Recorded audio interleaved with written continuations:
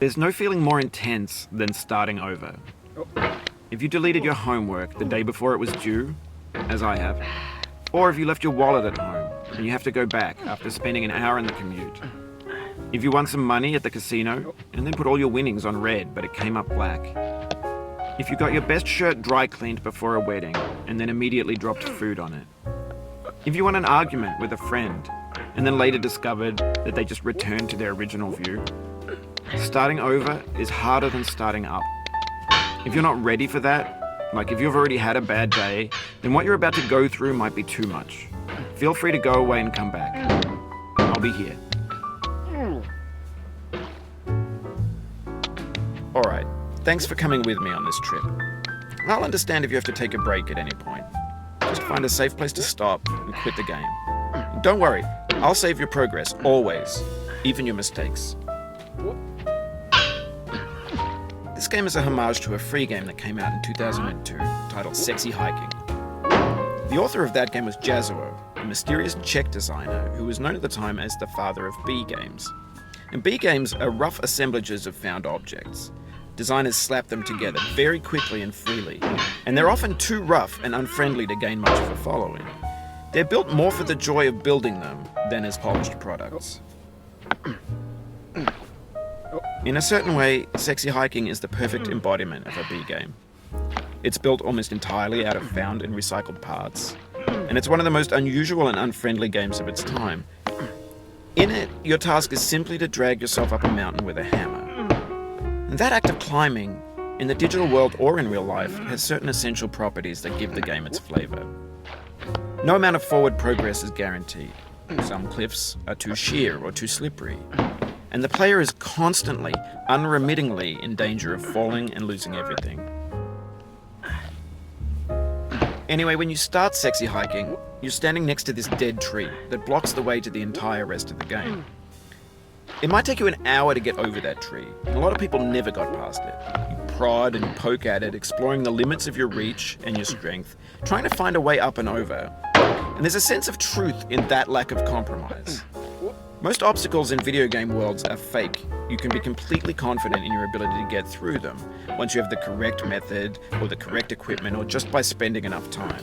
In that sense, every pixelated obstacle in Sexy Hiking is real. The obstacles in Sexy Hiking are unyielding, and that makes the game uniquely frustrating. But I'm not sure Jazuo intended to make a frustrating game. The frustration is just essential to the act of climbing, and it's authentic to the process of building a game about climbing. A funny thing happened to me as I was building this mountain. I'd have an idea for a new obstacle, and I'd build it, test it, and it would usually turn out to be unreasonably hard. But I couldn't bring myself to make it easier. It already felt like my inability to get past the new obstacle was my fault as a player rather than as a builder. Imaginary mountains build themselves from our efforts to climb them, and it's our repeated attempts to reach the summit that turns those mountains into something real.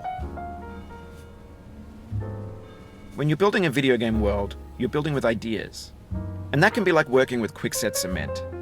You mold your ideas into a certain shape that can be played with, and in the process of playing with them, they begin to harden and set until they're immutable, like rock. And at that point, you can't change the world. Not without breaking it into pieces and starting fresh with new ideas. For years now, people have been predicting that games would soon be made out of prefabricated objects, bought in a store and assembled into a world. And for the most part, that hasn't happened, because the objects in the stores are trash. I don't mean they look bad or that they're badly made, although a lot of them are.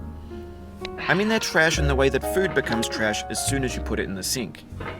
Things are made to be consumed and used in a certain context, and once the moment is gone, they transform into garbage. In the context of technology, those moments pass by in seconds.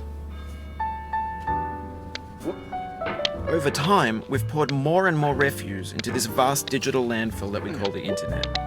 It now vastly outnumbers and outweighs the things that are fresh and untainted and unused. When everything around us is cultural trash, trash becomes the new medium, the lingua franca of the digital age. And you can build culture out of trash, but only trash culture. B games, B movies, B music, B philosophy. Maybe this is what digital culture is. A monstrous mountain of trash, the ash heap of creativity's fountain. A landfill with everything we ever thought of in it. Grand, infinite, and unsorted. There's 3D models of breakfast, Gen X's fanfic novels, Scan magazines, green screen Shia LaBeouf, banned snuff scenes on Live League. Facebook's got lifelike bots with unbranded adverts and candid shots of Kanye and Taylor Swift mashups, car crash epic failed GIFs, Russian dashcam vids, discussions of McRibs, discarded, forgotten, unrecycled, muddled, rotten, untitled. Everything's fresh for about 6 seconds, until some newer thing beckons, and we hit refresh. And there's years of persevering, disappearing into the pile, out of style, out of sight. In this context, it's tempting to make friendly content that's gentle, that lets you churn through it but not earn it. Why make something demanding if it just gets piled up in the landfill, filed in with the bland things? When games were new, they wanted a lot from you. Daunting you, taunting you, resetting and delaying you. Players played stoically. Now everyone's turned off by that. They want to burn through it quickly, a quick fix for the fickle, some tricks for the clicks of the feckless. But that's not you, you're an acrobat. You could swallow a baseball bat. Now I know, most likely you're watching this on YouTube or Twitch, while some dude with 10 million views does it for you. Like a baby bird being fed chewed up food. That's culture too. But on the off chance that you're playing this, what I'm saying is, trash is disposable, but maybe it doesn't have to be approachable. What's the feeling like? Are you stressed? I guess you don't hate it if you got this far, feeling frustrated. It's underrated.